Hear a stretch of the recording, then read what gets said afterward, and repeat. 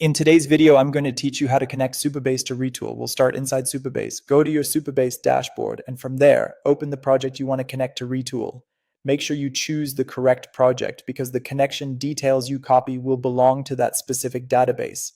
Once you're inside the project, look at the top of the screen and click Connect. This is where Supabase gives you the database connection options you'll need for external tools like Retool. In the connection panel, choose the direct connection string option. After that, select the session pooler.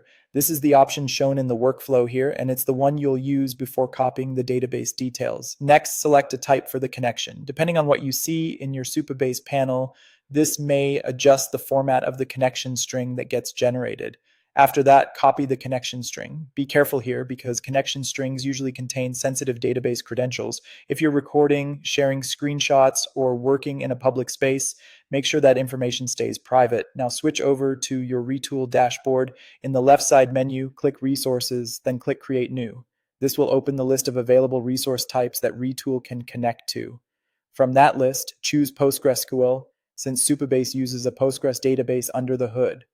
Once the PostgreSQL resource setup page opens, enter your database details using the Supabase connection information. In many cases, you can either paste the full connection string or manually fill in the host port, database name, username, and password based on the values from Supabase.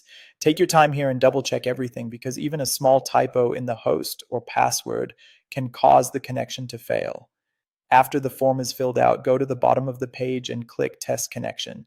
This is an important step because it confirms that Retool can actually reach your Supabase database using the settings you entered.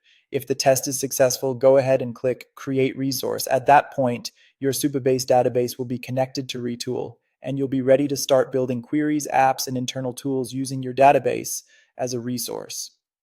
If the connection doesn't work on the first try, review the connection string details carefully and make sure you selected the same connection options from Supabase shown in this process. That's it for this tutorial.